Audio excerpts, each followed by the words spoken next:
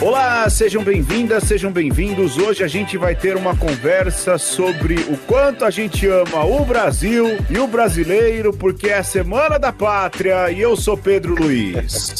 Eu sou Alexandre Ferreira. Olha aí, o Alexandre é tão patriota e tão uma conversa que tá gravando aonde hoje, Alexandre? Eu estou gravando na rodovia Ayrton Senna do Brasil, Will. Aê! Tá vendo só? Muito bem. O Alexandre tá preso no trânsito. Não façam isso em casa.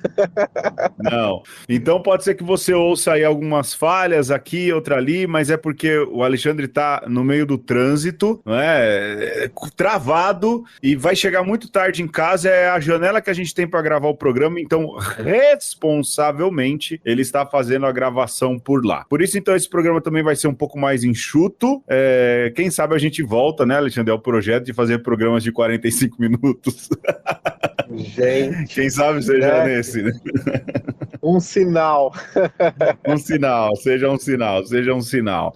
E então a gente não vai ter jogo, porque o programa vai ser um grande jogão, não é isso, Alexandre? Vai ser aquilo que está no nosso coração. Exato, uma declaração de amor ao Brasil, à brasilidade, nessa Semana da Pátria, porque essa é uma data do Brasil, do povo brasileiro. A gente não está entrando aqui em detalhes sobre a história da independência, mas é do Brasil e do brasileiro, embora estejam querendo sequestrar, não é? Então, vamos lá, vamos lembrar disso. As datas cívicas do Brasil pertencem ao Brasil. A bandeira do Brasil pertence ao Brasil, a todo brasileiro. O hino nacional pertence a todo brasileiro. Então, muito cuidado e olho vivo. Bom, quem nos ouve já tem cuidado e já tem olho vivo, não é? Mas a gente tem que se apossar sim disso e dizer o quanto a gente ama o Brasil e as coisas do Brasil, porque o Brasil tem, de fato, muita coisa bacana, não é isso, Alexandre? É isso, a gente tem que ser um brasileiro sem vergonha, né? Às vezes a gente também deixa sequestrar aquilo que é nosso, né? Sim. Assim como, às vezes, um apelido pega porque a gente pega ar, que a gente não gosta, dá muita importância, também aquilo que é nosso, que a gente deveria cuidar, nos roubam, porque também a gente deixa, né? Então, quem rouba, fala assim, não estão usando mesmo, não estão dando valor o suficiente, então eu vou pegar. Então, se serve aí também para uma introdução e para uma conclamação, a gente quer dizer isso para vocês. Sejam brasileiros sem vergonha do que a gente é enquanto povo, sem vergonha do que a gente tem como legado. E o Brasil, Pedro, é tão bom, mas tão bom, que se não existisse, precisava ser inventado. Exato. E se não tá tão bom assim, é porque precisa ser reinventado. Exato. E precisa extirpar, saia de mim, como diz o Arnaldo Antunes. A gente tem que extirpar, como um espirro, todo esse mal que assola esta nação varonil, amada e querida. Alexandre, vamos lá, Alexandre. Eu fiz uma lista aqui, rapaz. Mas antes, vou ler um pouquinho aqui do Darcy Ribeiro, pode ser? Segura aí que a gente já volta. É uma coisa lamentável, você vê, um país com 150 milhões de habitantes, a maior das nações latinas em tonelagem de carne humana. Muito mais que a França, muito mais que a Itália, tem mais que os dois juntos, 150 milhões de habitantes, com um território riquíssimo. Por que está atrasado? Porque era atrasado no passado? Não, os Estados Unidos era paupérrimo. Os Estados Unidos só tinha igreja de tábua. E era uma gente muito atrasada. E quem fez os Estados Unidos foi Haiti. Os Estados Unidos eram uns imigrantes que estavam lá que produziam comida e manufatura para vender para o Haiti, para vender para o Caribe. Pois bem, mas os Estados Unidos, que era paupérrimo, cresceu na civilização porque se organizou para si como povo autônomo. Mas aqui, como é que o Brasil organizou? O Brasil nunca foi organizado para si. Nossa sociedade foi sempre organizada como proletariado externo. É um proletariado que o mercado mundial coloca aqui para atender as necessidades não dessa gente, não do negro que estava aqui, não do índio escravizado, mas da Europa. Primeiro concentraram negros e índios aos milhares e gastavam como carvão, queimavam na produção para produzir o açúcar para adoçar a boca de europeu. Depois, para explorar ouro, Minas Gerais multiplicou por 3 a quantidade de ouro do extremo do mundo, para enriquecer o europeu. Nunca o povo brasileiro esteve fazendo alguma coisa para ele. Vou fazer café para também dar sobremesa dos europeus. Agora o que faz? São Paulo, todo mundo produz soja. Deixa de produzir feijão, diminui a produção de feijão em relação à população. E aumenta prodigiosamente a produção de soja. Uns idiotas ficam orgulhosos. Somos o segundo produtor mundial de soja. Soja para quê? Para engordar pouco no Japão? Para engordar pouco na Alemanha? Eu não tenho nada contra produzir soja para o fazendeiro ter lucro. Mas só uma agricultura socialmente responsável se permite produzir soja que dá lucro e não produzir feijão, nem mandioca. Farinha de mandioca e feijão que o povo come tem cada vez menos. Esse país não está organizado para o seu povo. Não há nenhum projeto desse. Você vê o Collor aí, a modernidade que ele fala, é uma modernidade de fancaria, a coisa mais arcaica que tem. Ele quer mais do que já tem. O que já tem aí é bom para a camadinha rica, super rica. O governo publicou os dados. Nos últimos 20 anos, os anos da ditadura, os ricos ficaram triplos mais ricos e os pobres mais pobres. No ano passado, mais ainda. Como os pobres já eram muito pobres, é uma miséria. Estão condenando o povo a se deteriorar. Isso diz respeito à raça brasileira que vai ser deteriorada. Então, nós somos um povo que nunca foi organizado para si mesmo. Se nós organizarmos o Brasil para si mesmo, eu tenho certeza que esse país está pronto para florescer com uma civilização lindíssima. Primeiro porque somos gente feita de todas as humanidades. Muito índio, que é uma gente bela, com sentido solidário, com muita vontade de beleza. Muito negro, com vontade de alegria. Exatamente porque a vida é muito azarosa. Cada oportunidade de fazer uma alegria, ele agarra com as duas mãos. Muito europeu, que são muito idiotas agora. O imigrante, sobretudo em São Paulo, tem uma atitude assim de soberbia. Os idiotinhos ficam aí como se eles tivessem feito tudo. Eles chegaram aqui no fim do século passado. Então encontraram o país feito. Esse país não estava feio. O país estava independente. E ficam com atitude como se o brasileiro fosse uma porcaria e o bom são eles. Então essa prepotência contra o povo, contra o índio, contra o negro, contra o mestiço, contra o brasileiro, 90%, tem que ser superada para que nós organizemos um país solidário de todos nós, em que o europeu que tem um nível técnico maior, o descendente dele, dê o seu componente e em que se acabe com as loucuras. Você vê essa equipe do Collor, é uma coisa tremenda, me assusta. Esses meninotes que surgiram aí de repente, prepotentes, arrogantes, acham que resolvem tudo e criar coisa mais atrasada. Você vê a canalha que está dizendo, é preciso de economia de mercado. Acaso não é mercado? Não é mercado matando o povo de fome? Não é para atender o mercado, você produz soja e não feijão? Para quê? Alguma restrição houve para a organização do mercado depois da ditadura? A ditadura foi feita contra uma política social do Jango, que queria organizar o país para o seu povo. O golpe foi dado por isso. A Veja publicou, há semanas atrás, um inquérito do Ibope, em que se verifica que o Jango, quando caiu, no dia que caiu, tinha 70% do apoio do povo. Bom, você ouviu a Darcy Ribeiro, fundamental para se entender o Brasil, o brasileiro. Não há como você fazer um estudo básico sobre o Brasil sem ler Darcy Ribeiro, né? E entender a formação desse povo, que não é tão simples e não é do jeito que a Cássia Kiss anda falando também, não é? Aliás, parabéns ao pároco, sei lá quem forma a cabeça da Cássia Kiss, de outras turmas aí que andam aparecendo na internet. Quem paga, olha, né? Quem paga, financia bem, coisa bonita de ver toda esse discurso odioso com um sorrisinho de dominação colonialista. Coisa bonita de ver, viu? Odiosa, para não falar logo a palavra. Bom, Alexandre, a gente ama o Brasil, né, rapaz? Eu mesmo gosto do Brasil, gosto do que o Brasil tem de mais doido, de mais maluco, e eu acho que a gente poderia começar falando daquilo que, para mim, assim, é uma coisa que identifica o país, que é a nossa comida. É a nossa comida. A nossa culinária brasileira. Eu, por exemplo, hoje mesmo, olha, lógico, também porque o preço tá todo caro, né? Tá tudo caro no Brasil ultimamente, mas se tem uma coisa que eu gosto, rapaz, hoje mesmo eu jantei isso, é pegar um pratão de arroz, colocar feijão, misturar a salada já temperada no arroz e feijão e meter uns 2 ovos em cima, assim, e comer com vontade. A culinária brasileira é coisa boa demais, né, Alexandre?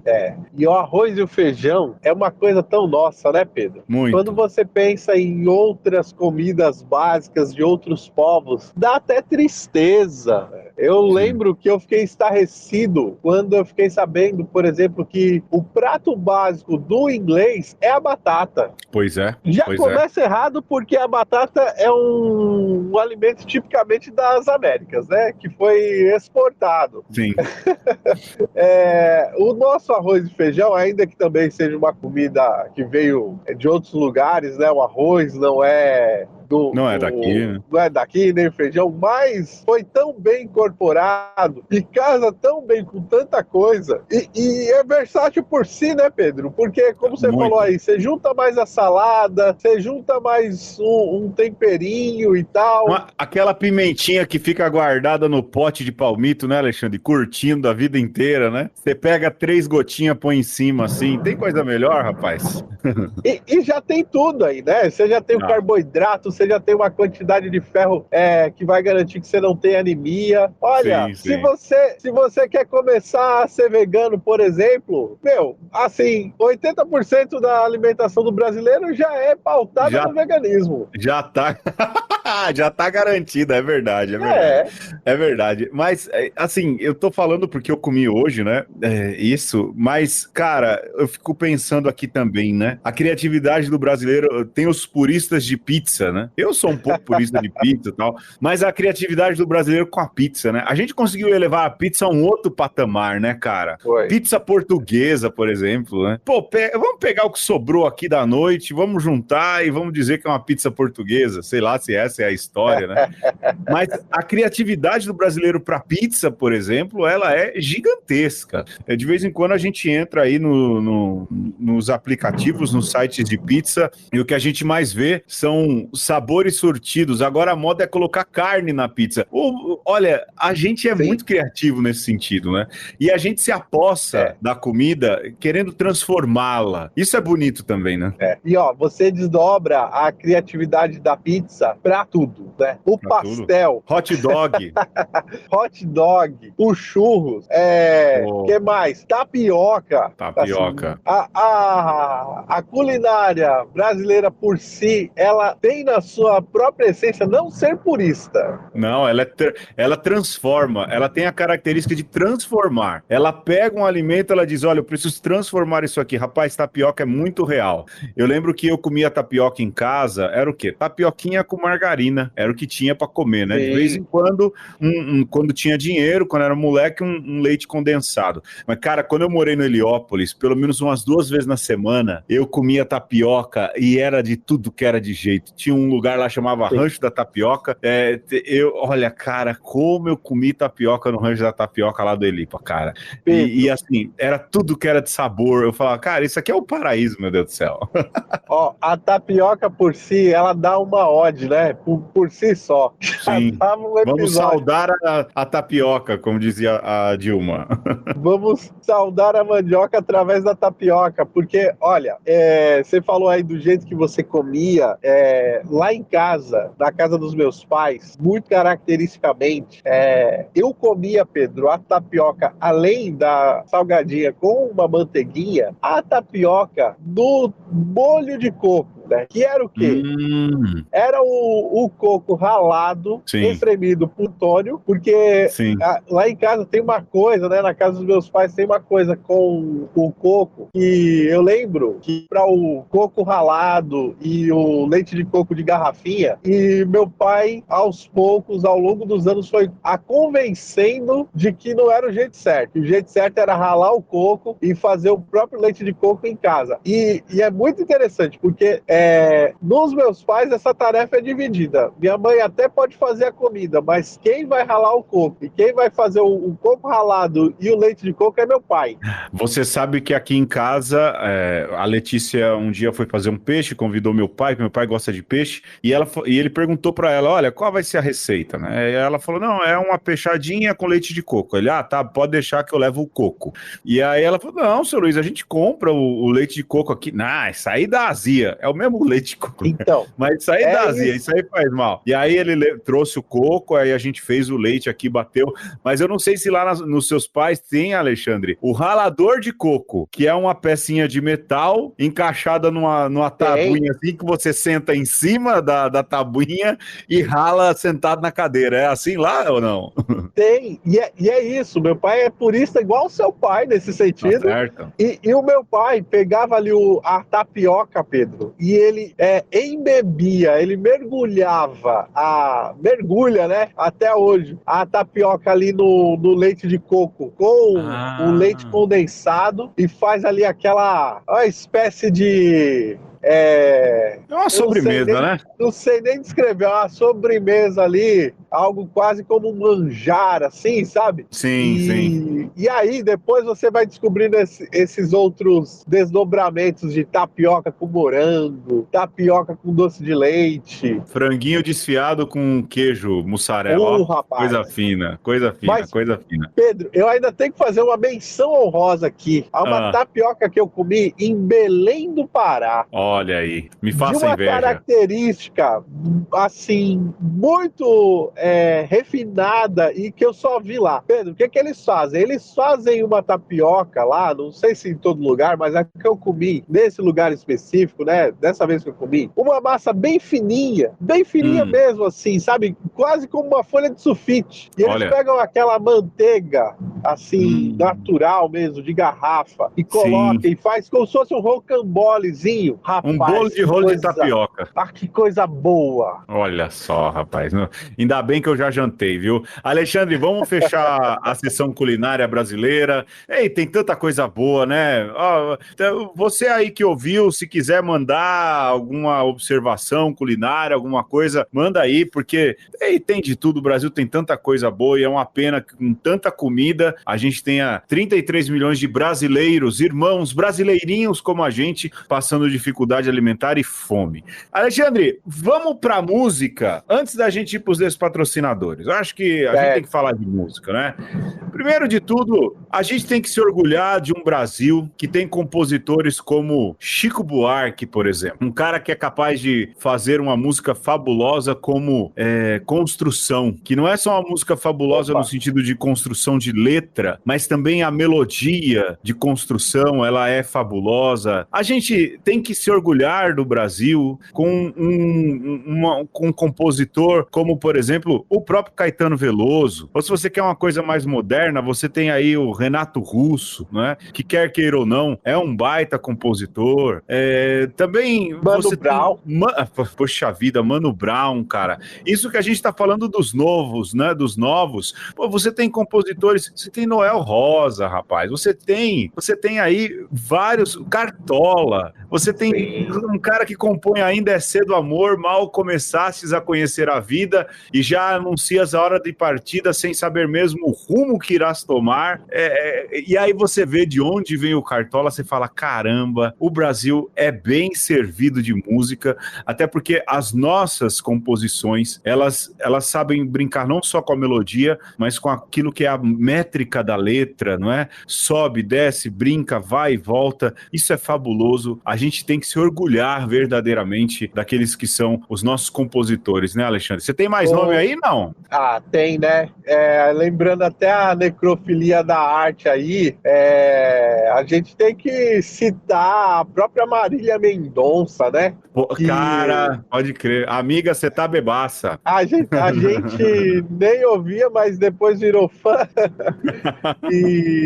Mas porque, assim, é uma compositora genial que soube entender o espírito do brasileiro, né? Sim. E soube transportar isso para música, né? Ela inventou uma fórmula que, ao mesmo tempo, é muito simples. Ela fala direto ao coração e, assim, sua carreira foi interrompida de maneira brusca, mas o seu legado vai ficar aí por muito tempo, né? Sim. Falar também, né, Alexandre, de Zé Dantas. Como não falar de Zé Dantas, que é talvez aquele que parceiro do Luizão. Exato, um grande parceiro do Luizão, um dos que fez aí grandes músicas com ele, mas o próprio Gonzagão, né, Alexandre? Também. Por exemplo, você ouve Triste Partida, bicho, não é? Que é da pena do Luiz Gonzaga. E eu já falei isso aqui várias vezes, é uma música que eu evito muito ouvir, porque ela bate fundo, você chora, é muito triste triste nesse sentido, mas a gente tem aí compositores Luiz Gonzaga geniais, com né? o Patativa do Assaré, né? O Patativa do Assaré. Mas músicas geniais, né? A gente tá falando de compositores, mas a gente também tem melodias fabulosas, né, Alexandre? Por exemplo, você pega... Olha, hoje eu tô lendo um livro aí, depois eu falo, porque ele tem a ver com o podcast que a gente vai fazer, né? E eu tô ouvindo Orquestra Armorial, porque rapaz, é muito bacana. E aí tem um que ele coloca lá as lamúrias das baquianas de Heitor Villa-Lobos. Tem coisa mais bonita do que aquelas lamúrias das baquianas, rapaz? Tem melodia mais bonita do que essa, bicho?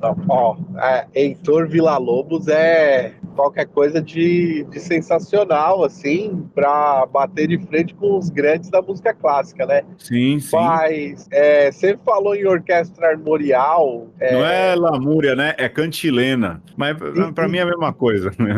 E aí não dá pra não falar, não dá pra não enveredar, né, Pedro? Que Sim. não é só uma questão musical, é uma questão de estética, né? Sim.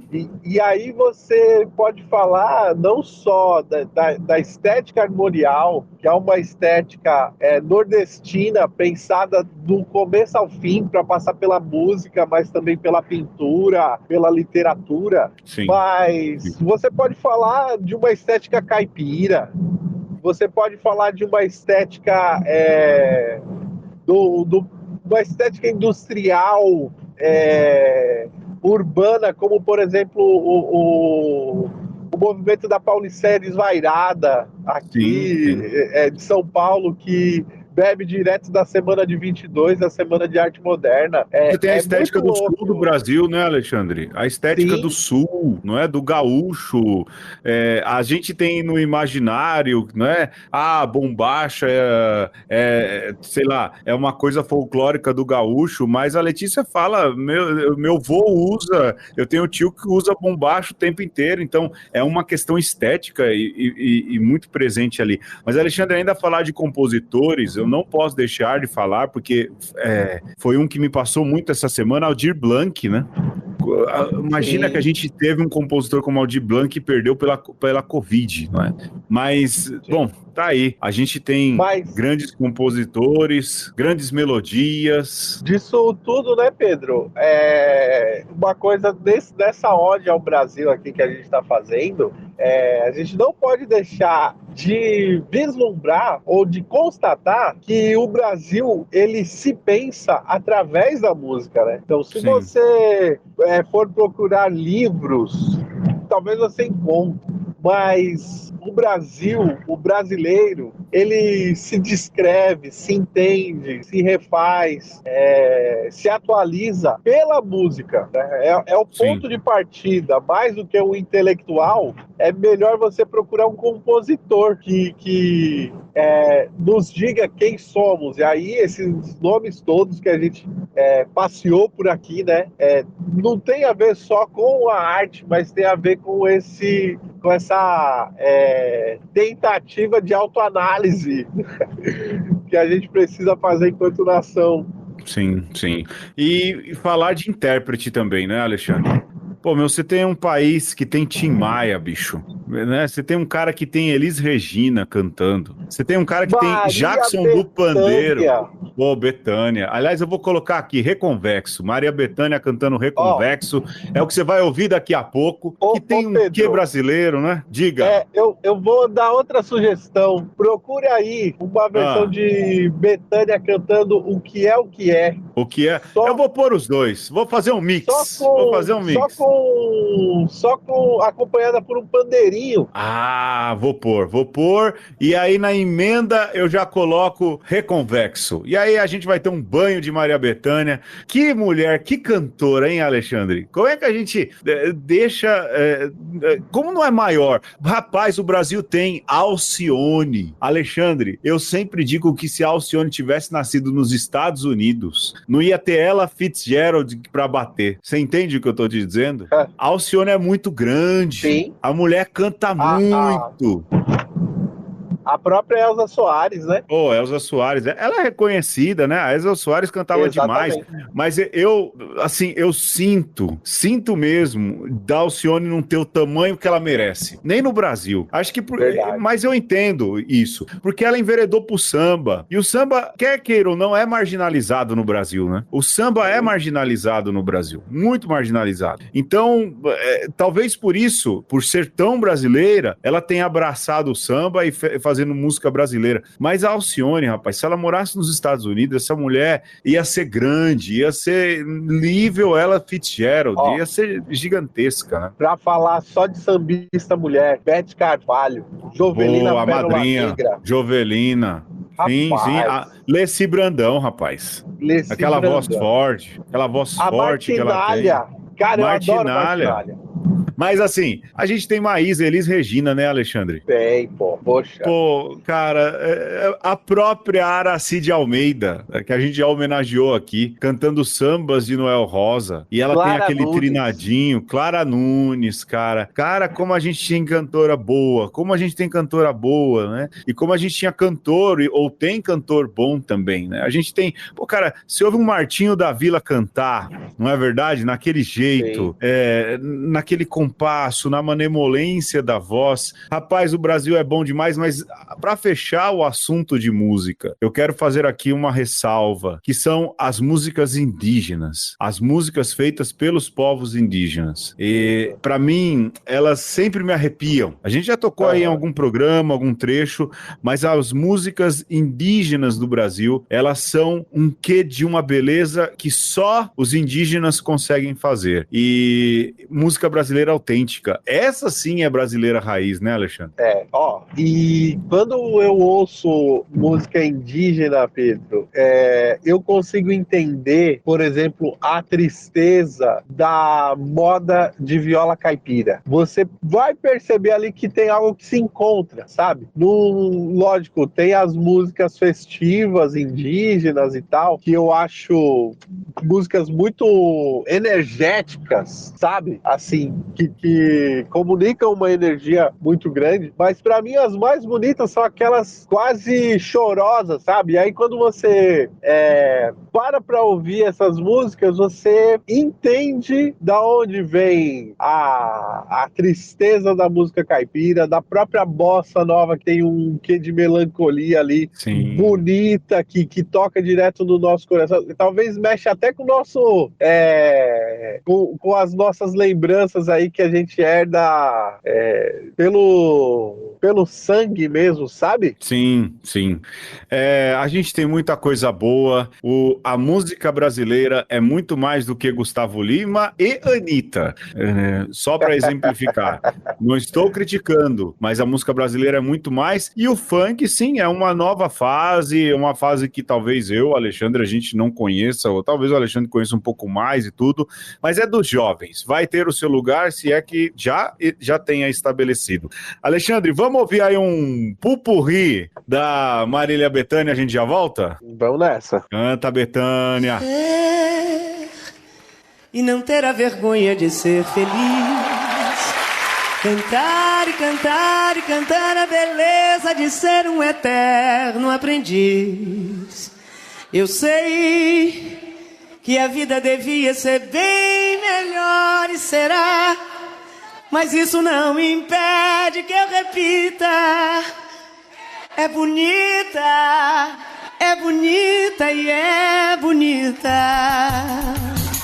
viver e não ter a vergonha de ser feliz. Cantar a beleza de ser um eterno aprendiz. Sei que a vida devia ser bem melhor e será, mas isso não impede que eu repita. É bonita e é bonita a vida. E a vida o que é, diga lá, meu irmão. Ela é a batida de um coração. Ela é uma doce ilusão. A vida, ela é maravilha ou é sofrimento? Ela é alegria ou lamento? Que é o que é, meu irmão? Há quem diga que a vida da gente é um nada no mundo, é uma gota, um tempo que nem dá num segundo. Há quem diga que é um divino mistério profundo, é um sopro do Criador, numa atitude repleta de amor. Você diz que é luta e prazer, ele diz que a vida é viver. Ela diz que melhor é morrer, pois amada não é, e o verbo é sofrer. Só sei que confio na moça, e na moça eu ponho a força da fé. Somos nós que fazemos a vida como der ou puder ou quiser, sempre desejada, por mais que esteja errada. Sou a chuva que lança areia do Saara sobre os automóveis de Roma. Eu sou a sereia que dança destemida Iara, a água e folha da Amazônia. Sou a sombra da voz da matriarca da Roma negra. Você não me pega, você nem chega a me ver. Meu som te cega, careta. Quem é você que não sentiu o swing de Henri Salvador? Que não seguiu o Olodum balançando o pelô, e que não riu com a risada de Andy Warhol. Que não, e nem disse que não. Sou um preto norte-americano forte, com um brinco de ouro na orelha. Eu sou a flor da primeira música, mais velha, mais nova, espada e seu corte. Sou o cheiro dos livros desesperados, sou Guita Gogóia, seu olho me olha, mas não me pode alcançar. Não tem escolha, careta, vou descartar. Que não rezou a novena de Dona Cano, que não seguiu o mendigo Joãozinho beija-flor, que não amou a elegância sutil de Popô, que não é recôncavo e nem pode ser reconverso.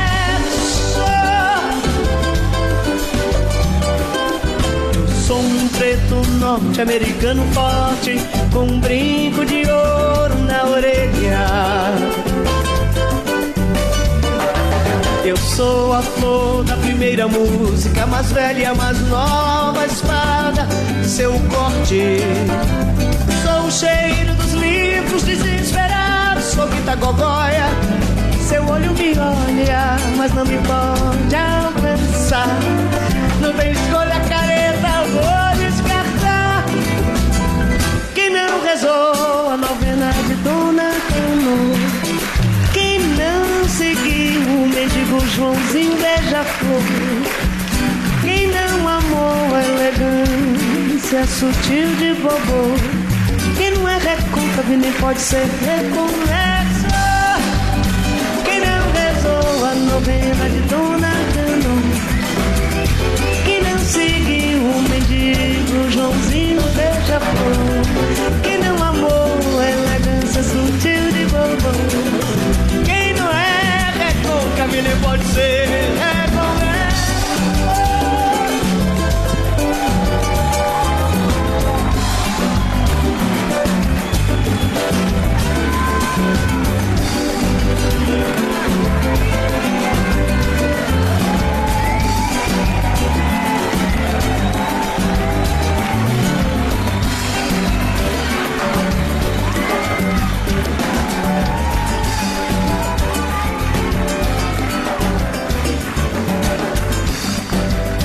no episódio de hoje, nós estamos falando sobre o Brasil, assim, bem descompromissadamente, mas ao mesmo tempo com todo o nosso coração, com todo a nosso entendimento. Sem dúvidas, sem dúvidas. E a gente já passou aí pela música, pela culinária. O que mais, Pedro? Para onde mais a gente pode ir, hein? Ah, cara, a gente falou de orquestra armorial, né? Eu acho que a gente poderia enveredar aí para um pouco de leve para literatura, e como não falar de literatura e não falar de Ariano Suassuna, né? Que é, sem dúvidas, um dos mais apaixonados pelo Brasil. Lógico que tem suas polêmicas, né? Aquele vídeo dele falando do Calypso e aí criticando o Calypso. Lógico, eu entendo que tem um quê de polêmica, mas também tem uma crítica ali, mas tá aí um brasileiro que entende de Brasil, entendia de Brasil, é o Ariano Suassuna, né? Que deixou sua marca ali naquilo que é a literatura brasileira, né? E já que a gente tá por essas bandas, é um livro que me impressiona até hoje, sabe, Alexandre? Eu li na adolescência não por obrigação, mas porque eu via todo mundo falar de Vidas Secas, cara. E aí eu ainda me impressiono com esse livro, me impressiono muito. Me impressiono com o Fabiano, me impressiono com a cadela, bicho, com a baleia. Como eu me impressiono, por exemplo, com João Grilo, Chicó, como eu me impressiono com A Compadecida, do Alto da Compadecida, né? Eu tô citando dois aqui que, sem dúvidas, moram, assim, no meu coração e dizem muito de literatura brasileira, mas, pô, tem Brás Cubas, né? Memórias Póstumas de Brás Cubas e todo esse realismo fantástico. Pô, o Brasil tem muita coisa boa, né, Alexandre? No sentido, naquilo que diz respeito à literatura, né? O Grande Sertão Veredas, né? Pois é, rapaz. Com toda a sua invenção da língua. Você citou Memórias Póstumas Brás Cubas, eu tô lembrando aqui dos vários contos do Machado de Assis que eu, assim, pirei, né? Nessa época de ler clássicos. Sim.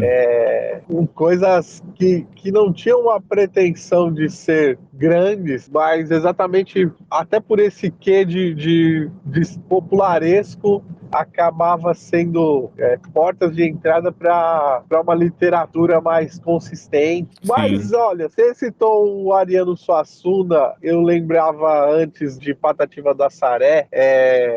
Catulo da Paixão Cearense, hein? Catulo da Paixão Cearense. Lembrei também de Cora Coralina. E toda, Pedro, aquela métrica de poesia nordestina que você vê nos cordéis. Sim. Que é uma delícia. E a gente vai ouvindo e meio que tentando adivinhar o verso seguinte. E que parece muito simples, mas tem toda uma preocupação de métrica, de rimas ricas, que torna uma poesia muito erudita, eu diria até ao seu modo, né? Sim, Alexandre. Eu lembro que eu sempre gostei de cordel e eu lia o cordel um pouco com a minha concepção, com a minha cabeça. Mas o que ocorre?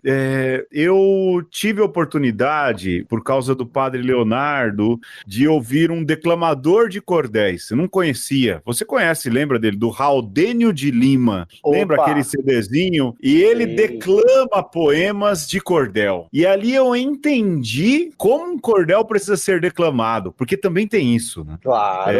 A cultura da declamação do cordel. E, rapaz, eu fiquei ainda mais encantado quando você vê ali um cordelista, mas um declamador de poemas de cordel que capricha na cadência, que capricha no modo com o qual as coisas acontecem. Verdadeiramente me admira e me admira muito o quanto o cordel tem essa questão transformadora, né? Ele consegue ir muito mais à frente. A gente falou aí de Machado de Assis, não é, Alexandre? E como não falar de Dom Casmurro, que em 2022 ainda suscita discussões. Esses dias eu vi uma discussão de que, na verdade, o Bentinho, ele, na verdade, nem gostava de Capitu. Ele, na verdade, ele tinha uma questão com o Escobar, não é? E aí a pessoa faz ali toda uma genealogia a respeito dessas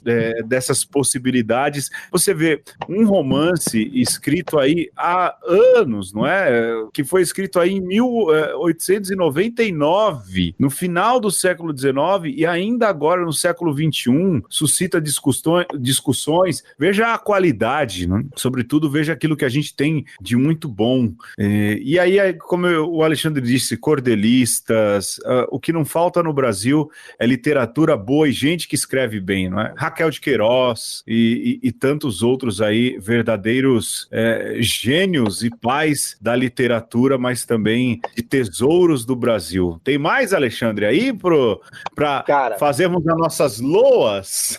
Eu não posso deixar de citar Vinícius de Moraes, para mim, um dos grandes poetas, assim, o que me abriu para o mundo da poesia de fato, assim, de Poetinha. Modo que eu quis e me arrisco nos versos, porque li Vinícius e falei assim, cara, isso é uma arte digna de ser perseguida, sabe? Sim. E aí, lógico, na esteira você tem o Carlos Drummond de Andrade, para mim também, que vai em outra linha totalmente diferente, mas que me tocou muito, que fez muito minha cabeça por muito tempo. Afonso Guimarães e Castro Alves. Mário Quintana. Cara, em termos de poesia, puxa, tem muita coisa maravilhosa, né? Tem, de fato tem.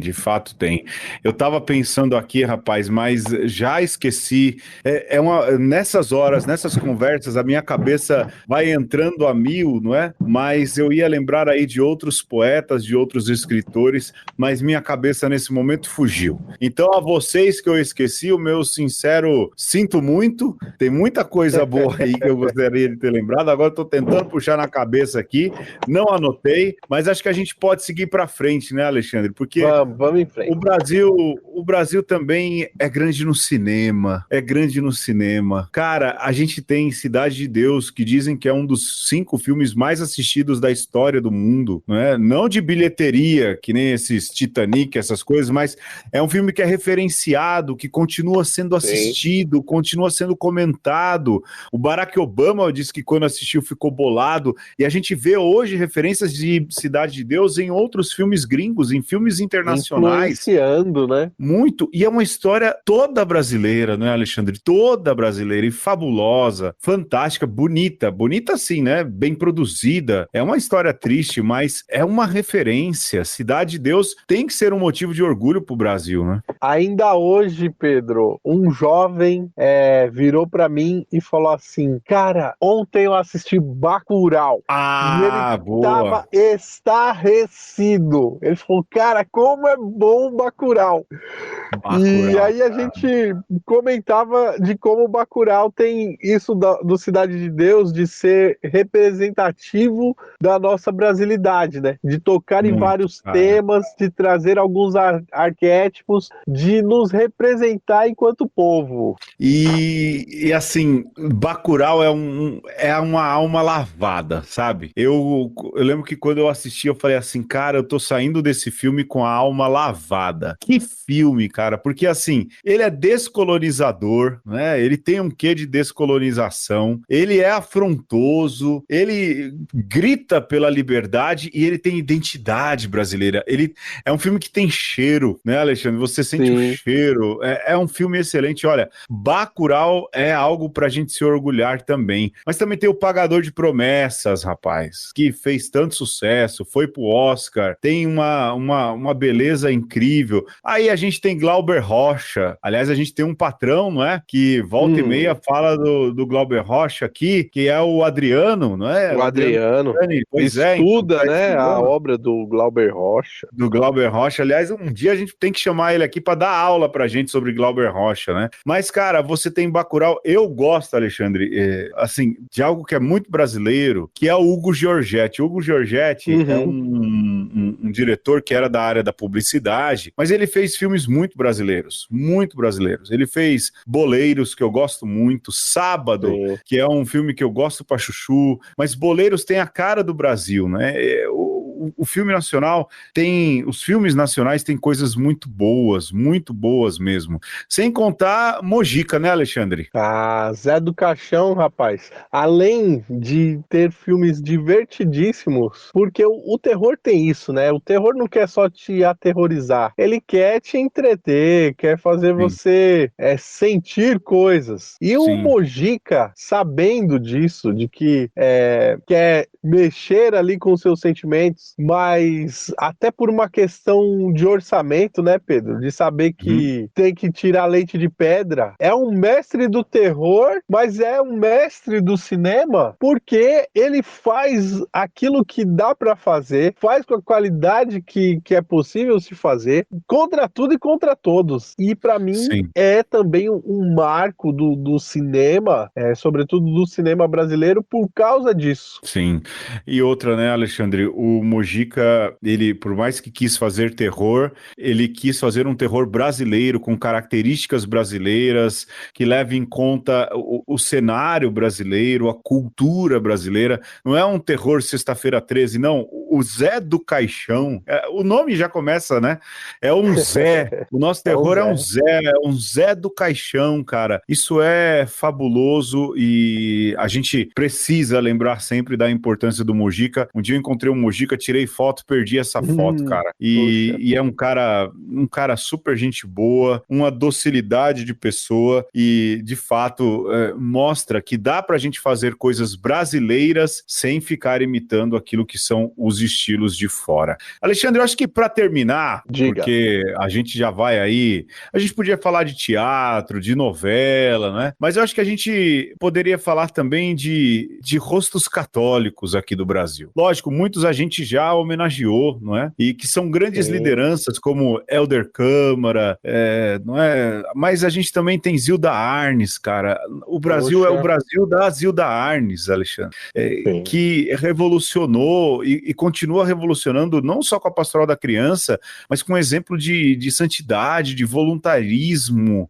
mostrando que ela é uma Arnes, mas ela não é o irmão, ela construiu sua história, seu protagonismo. O Brasil de Santo Dias, né, que de alguma maneira tem também a sua liderança. Quem mais, hein, Alexandre? Cara, a gente podia falar de Chico Mendes, de um líder comunitário, defensor da Amazônia, quando ninguém sequer ainda tocava nesse assunto, ainda que a Amazônia sempre precisou ser defendida e caiu, né? Foi assassinado por conta dessa defesa, que inclusive é bom que se lembre, né, Pedro? Também tinha um pé nas comunidades de base, era também um líder comunitário nesse sentido ali, da região da Amazônia.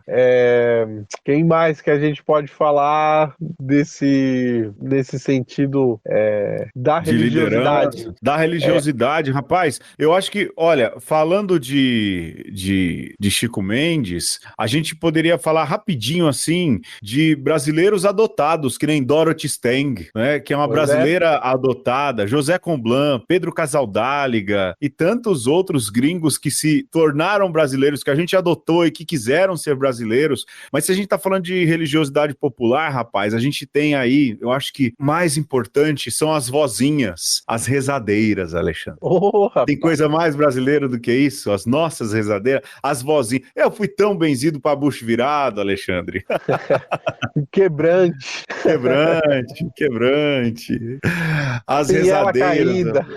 Pois olha, cansei de ir lá, passar na vozinha. Era uma senhorinha do rosto enrugado, pequenininha. Passava lá, ô vozinha, pode benzer? Pode. Ela fazia qualquer pagelança lá. Isso é tão brasileiro, né, Alexandre? Vem se tendo um resgate sobre isso, mas é tão brasileiro, não é, Alexandre? Sem contar aí essas figuras dos interiores aí, o Homem da Cobra, né? Cara, o Homem Homem da Cobra, se você pensar que no Brasil inteiro existiam essas figuras da medicina alternativa, da medicina natural, que vai ali na feira, na praça pública e fala, olha, essa planta aqui serve para tal coisa. Essa Doutor daqui, Raiz, né? Doutor Raiz, olha aqui a banha do peixe elétrico, né? Rapaz, você percebe que o Brasil, ele tem riquezas que ela é tão, assim, exuberante, ela é tão vasta, que aí a erva que o cara tá vendendo ali por centenas de anos, aí chega uma indústria de fora e pega aquilo e comercializa e passa a replicar, e a gente sequer sabe disso, né? Que tudo começou ali com o Homem da Cobra, com o pajé, a benzedeira, né? O pajé que sabia a planta certa para curar o mal, e é isso, né, Pedro? É isso, a gente é um gigante que precisa se redescobrir, né? Não acordar, como diziam lá atrás, precisa se reconhecer na sua giganteza. Sim, porque essa história de que o gigante acordou é um pouco você roubar uma coisa. O Brasil continua desperto, só que ele não olha para si, não olha para o espelho, não percebe a grandeza, porque cada brasileiro que levanta cedo para ir trabalhar, chega tarde, carrega sua marmita, ou que faz uma refeição, cada operário, cada empregada, cada trabalhador, cada trabalhadora, mas também cada desempregado, né, Alexandre? Cada mãe que precisa sair para a rua para pedir comida para os filhos, cada pai que precisa às vezes se humilhar num vagão de metrô pedindo comida, cada peão que sobe num cavalo para tanger um boi que não é dele, cada motorista que dirige um carro que não é dele e que às vezes precisa ouvir aí verdadeiros absurdos. O brasileiro é grande, o brasileiro é muito maior do que o modo com o qual o apequenam. E quem dera nesse 7 de setembro, ele não precisasse de alguém que os representasse, mas mais do que isso, o brasileiro pudesse olhar para si mesmo e ver quem ele é de fato. E ele é tudo isso que a gente falou e muito mais. Ele é muito maior. E quem dera, repito aqui, quem dera o gigante desse conta de quem ele é, porque ele nunca dormiu, porque na sofreguidão que é sobreviver no Brasil, se a gente dormir, o cachimbo cai. E o brasileiro não é de dormir, só que ele precisa, como disse o Alexandre, olhar para ele mesmo. E você, Alexandre? Eu parei por aqui. Cara, eu vou falar o quê, né, Pedro? Eu só quero deixar aqui o meu orgulho de fazer parte dessa nação que é bonita porque é sofrida, né? A gente tem essa coisa mesmo de gostar de ser desse jeito, mambembe, peregrino, peregrina, que, como dizia já um personagem de uma novela muitos anos atrás, que só quer um cadinho de chão, Joana, para poder plantar, para poder ali, como dizia já o Mano Brown, ter uma seringueira com balança, despicando pipa, cercado de criança, sabe? É isso que a gente quer, é isso que a gente deveria garantir para cada brasileiro e brasileira. E, infelizmente, a gente sabe que não vai ser para hoje, né? Então a gente se orgulha daquilo que a gente deveria ser, sim, porque a gente aguenta, suporta e não desiste, né? Então a gente continua peregrinando aqui, tentando suportar, ou melhor, dar suporte para aqueles que se desanimam, mas precisam acordar no outro dia amanhã para continuar a batalha e dizer, vamos junto, né? Não vamos deixar sequestrar aquilo que somos e não vamos desistir de sonhar. O 7 de setembro é do Brasil e o Brasil pertence ao Brasil e aos brasileiros. Que a gente se lembre disso e que ninguém possa dizer a você que você não é patriota porque deixa de fazer uma coisa ou outra. Ser patriota é pertencer a uma pátria. E nós somos, com muito orgulho, brasileiros, e a gente ama quem a gente é e onde a gente está. Um beijo. Um abraço. E um aperto de mão. Mão no coração. Vamos lá. Não, o hino é com as mãos pra baixo. Ouviram? Tô em piranga, velho. É isso aí.